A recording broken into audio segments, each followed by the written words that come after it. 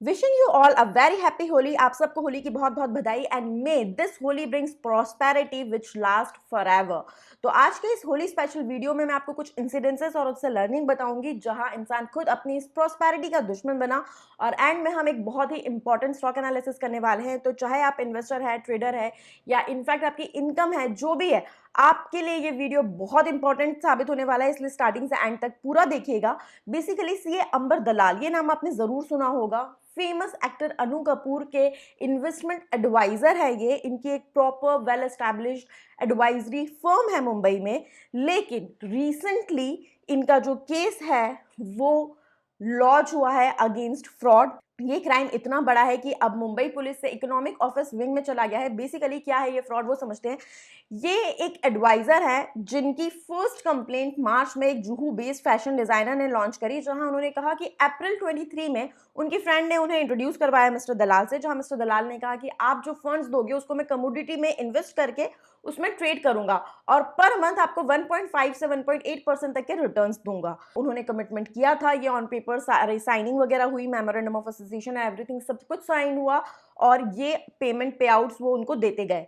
Now ये जो fashion designer है उनका ट्रस्ट बढ़ता गया, उन्होंने अपना इन्वेस्टमेंट बढ़ा दिया और अप्रोक्सीमेटली 54.5 लाख तक का इन्वेस्टमेंट कर दिया। अप्रैल 23 से फरवरी 24 तक ये पे आउट्स, ये सारी चीजें स्मूथली रन होती रही। मार्च 24 में पे आउट्स जो है वो मिस होने लग गए। दलाल है वो इन डिजाइनर को थोड़ा इग्नोर करने लग गए। जब इन डिजाइनर ने दूसरे लोगों से बात करी तो उनको पता पड़ा ऐसे बहुत सारे लोग हैं जिनको मिस्टर दलाल ड्यूप कर रहे हैं। इन्होंने कंप्लेन लॉन्च करी। जब कंप्लेन लॉन्च करी और कंप्लेन्स आती गई तो 200 इन्वेस्टर्स की अभी तक लॉन्च्ड कंप्लेन आ चुकी है और जिसका क्वांटम 100 करोड़ से ऊपर जा चुका है। और ये मानना है कि क्योंकि 1000 से ज्यादा इनके इन्वेस्टर्स थे, तो जब ये सारे जितने भी इन्वेस्टर्स है वो कंप्लेन लॉन्च करेंगे तो जो उनका फ्रॉड अमाउंट है वो बहुत ज्यादा हो जाएगा, बहुत मैसिव हो जाएगा। इसीलिए ये पुलिस से इकोनॉमिक ऑफिस विंग में चला गया है। इनके अगेंस्ट लुकआउट सर्कुलर इशू हो चुका है, जिसकी वजह से अब ये कंट्री छोड़कर नहीं जा सकते। तो this was a pure case of fraud. अब मैं आपको बताती हूँ, एक मेरे कस्टमर है जिनका मेरे पास में क्वेरी आया कि मैम मैंने 45 शेयर्स ऑफ टाटा इन्वेस्टमेंट खरीद रखे हैं एट द रेट ऑफ 9269, यानी कि टोटल 4.2 लाख का इन्होंने इन्वेस्टमेंट करा है। एक नॉर्मल मिडिल क्लास फैमिली के ये पर्सन है और ये जो अमाउंट है ये इनकी बेटी के नाम पे एक LIC पॉलिसी जो मैच्योर हुई थी उससे ये फंड इनके पास आए थे और इन्होंने इसमें इन्वेस्ट कर दिए। Now the problem is, now he is scared, he is saying कि क्या मैं लॉसेस बुक कर लूं। 50% अपनी कैपिटल डिप्लीट भी हो रही है तब भी मैं ये लॉसेस बुक करके एग्जिट कर रहा हूं। I told him not to exit, but the problem है ये पहली क्वेरी नहीं है, ऐसे मेरे पास बहुत सारी क्वेरीज आती है जहां लोग बोलते हैं हमने डिक्सन 20,000 के रेट पे खरीद लिया है, क्या हम एग्जिट कर जाए। अब वापस से वो रेट लेवल आ गया, बट जब उस टाइम पे नीचे गया था तो people got panic. Similarly IRCTC में लोगों ने 6,000 7,000 के रेट पर बाई कर लिया और फिर उसके बाद में इमीडिएटली जैसे स्टॉक में करेक्शन आता है वो पैनिक भी कर जाते हैं। इतना पेशेंस भी नहीं रखते कि वापस से वो रेट आ रहा है, नहीं आ रहा है, क्या स्टॉक में प्रोग्रेस चल रही है। टाटा एलेक्सी के केस में भी यही हुआ था, लोगों ने 10,000 के रेट पे ले लिया। मतलब आप लोगों की साइकोलॉजी समझिए। आप लोग क्या करते हो, जब स्टॉक बढ़ रहा है, जब वो अच्छे रेट पर है, जब वो कंसोलिडेट हो रहा है, तब आप उसमें एंट्री नहीं करते। जब वो रिटर्न्स दे रहा है आप उसको ऑब्जर्व करते हो, जब वो बहुत अच्छे रिटर्न्स दे देता है आपको लगता है ये तो बहुत अच्छा एक गोल्ड माइन है, आप एकदम पीक पे उसमें एंट्री करते हो। अब ऑब्वियसली क्योंकि इतने टाइम से वो रिटर्न दे रहा था, बुल रन में था, तो स्टॉक कंसोलिडेट करेगा। बट जैसे ही वो कंसोलिडेट करता है, which is a natural phenomenon, but उसके बावजूद आप लोग पैनिक हो जाते हो। चाहे कितना भी क्वालिटी स्टॉक हो, यू गॉट पैनिक्ड एंड आप लोग उसको सेल करने के लिए, लॉस बुक करने के बारे में सोचने लगते हो, which is a total disasters decision. तो ये किसकी गलती है, कोई फ्रॉड नहीं है, ये आप लोग खुद अपने आप को नुकसान पहुंचा रहे हो। सिमिलरली एक बंदे ने मुझे कहा मैम मैंने अपने क्रेडिट कार्ड पे लोन लिया, उससे मैंने स्मॉल कैप मिड कैप क्योंकि इतने अच्छे रिटर्न दे रहे थे मैंने बाय करा और उसके बाद में वो नीचे चले गए स्टॉक्स, मुझे लॉस हो रहा है, क्रेडिट कार्ड कंपनी मेरे पीछे पड़ी हुई है फॉर पे आउट ऑफ माय लोन। अब मैं क्या करूं।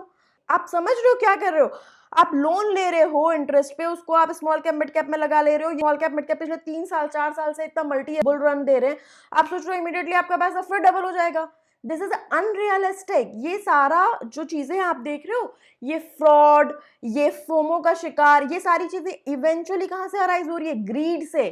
तो आप अपने इन्वेस्टमेंट डिसीजंस जो है वो एक इमोशन ग्रीड में आके ले रहे हो, जबकि investment decisions should never ever be governed by emotions. It should always be governed by facts, figures, strategy. सिर्फ ये 3 चीजें फैक्ट्स, फिगर, स्ट्रेटेजी कंट्रीब्यूट करनी चाहिए आपके इन्वेस्टमेंट डिसीजंस में। इमोशन, फोमो, फियर, ग्रीड, ये सारी चीजों का इन्वेस्टमेंट डिसीजन से कोई लेना देना नहीं हो सकता, तभी आपकी वेल्थ क्रिएशन जर्नी सक्सेसफुल होगी।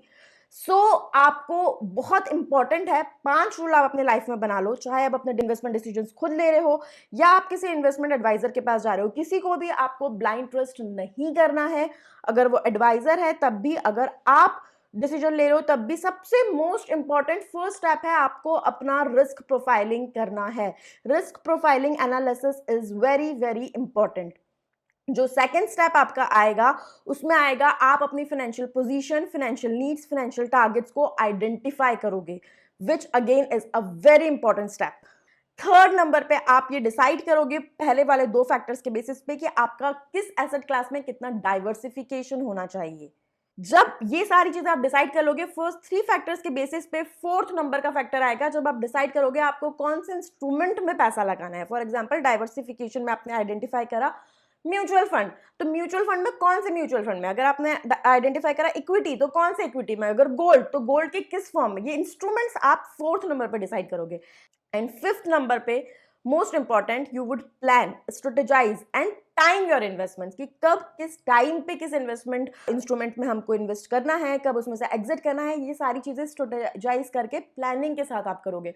अगर आप ये 5 स्टेप फॉलो करते हो तो डेफिनेटली आपकी वेल्थ क्रिएशन जर्नी कभी भी फेल नहीं होगी, आपको लॉसेस नहीं होंगे। Otherwise you might land up into a big trouble. तो होली पे ये अपने रूल बना लीजिए कि आप ये 5 चीजें फॉलो करोगे। दिस होली आप लोगों के लिए स्पेशली जो रिस्क प्रोफाइलिंग वाली चीज है वो मैं फ्री में ऑफर कर रही हूँ। अगर आप में से किसी को रिस्क प्रोफाइलिंग करवानी है फॉर फ्री, आप हमें कांटेक्ट कर सकते हैं।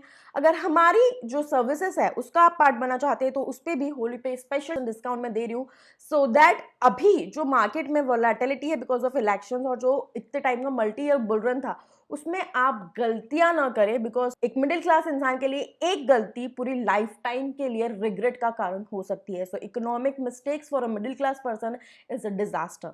सो be very careful, be very alert. आज के वीडियो में हम करने वाले टाटा इन्वेस्टमेंट कॉर्पोरेशन का एनालिसिस, उसमें कितना पोटेंशियल है, अगर आपने हायर लेवल्स पे स्टॉक को बाय कर रखा है तो at this point of time आपकी क्या स्ट्रेटेजी होनी चाहिए, क्या अभी आपको उसमें फ्रेश बाइंग करनी चाहिए, नहीं करनी चाहिए, ये सारी चीजें हम एनालाइज करेंगे। उसके पहले एक छोटी सी रिक्वेस्ट, अगर आपने चैनल सब्सक्राइब नहीं कर रखा है तो please subscribe and bell button press करके इसे सब्सक्राइब कर लीजिए ताकि आप अलर्ट रह सके, आपको टाइमली जितने भी नोटिफिकेशंस है, अलर्ट्स है, वो सब मिल सके।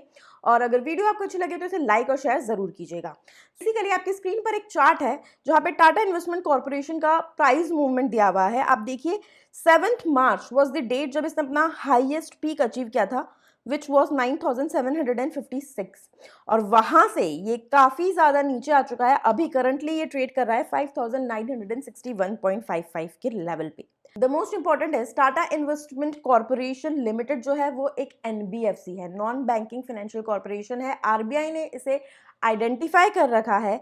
इनफैक्ट पहले इसका नाम था the investment corporation of India, और ये जो कंपनी है ये लॉन्ग टर्म इन्वेस्टमेंट्स करती है इक्विटी में, म्यूचुअल फंड में। अगर आप देखिए कि किसने प्रमोट करा है तो टाटा सन्स ने सन 1937 में इस कंपनी को फॉर्म किया था, प्रमोट किया था under the name of investment corporation of India. In fact जब ओरिजिनली ये कंपनी सेटअप की गई थी तो इसका मेन इंटेंशन था जो बडिंग एंटरप्रेन्योर्स है उनको सपोर्ट करना, जो करा भी काफी हद तक इस कंपनी ने।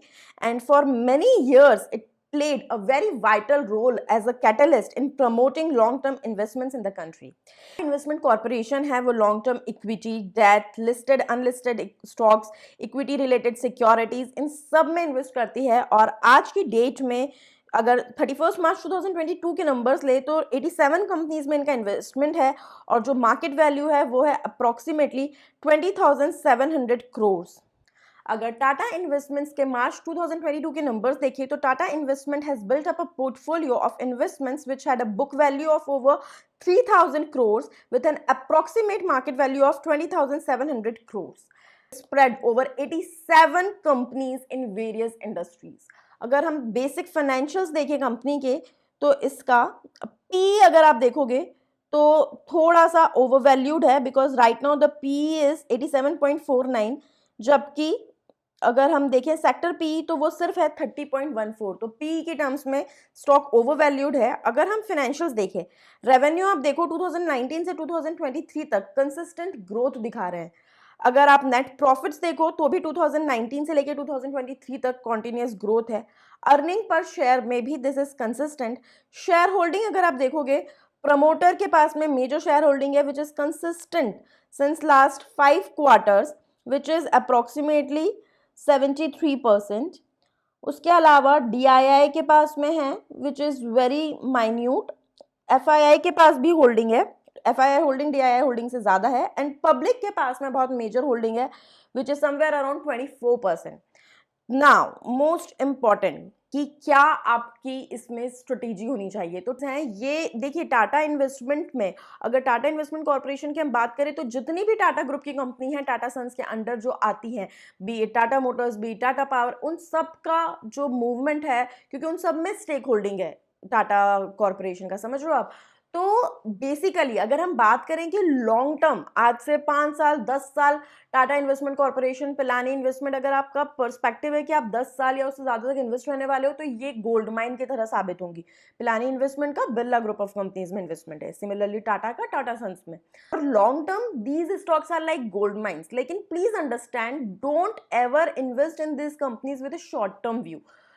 चाहे वो शॉर्ट टर्म व्यू आपका ट्रेड का हो, चाहे वो शॉर्ट टर्म व्यू आपका इन्वेस्टमेंट का हो, क्योंकि ये कंपनीज सिंस इनका इतनी सारी कंपनीज में स्टेक होल्डिंग होता है, प्लस इसके जो डिसीजंस होते हैं वो बहुत ही ज्यादा बिजनेस ओरिएंटेड डिसीजंस होते हैं, ट्रेडिंग पर्सपेक्टिव इनका नहीं होता, और जो मेजर शेयर होल्डिंग होती है वो हमेशा प्रमोटर के पास होती है।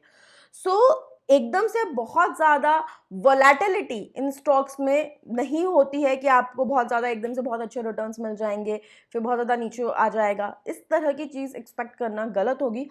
अभी जो current level Tata investment corporation का है, definitely from a long term perspective ये बहुत अच्छा है, लेकिन एट द सेम टाइम इसमें इन्वेस्टमेंट करना बहुत अच्छा है, ये गोल्ड माइन है। बट आपका पूरा पोर्टफोलियो इसका नहीं हो सकता, सिर्फ एक छोटा सा पार्ट आपके इक्विटी पोर्टफोलियो का आप एक्सपोजर इन कंपनीज का ले सकते हो।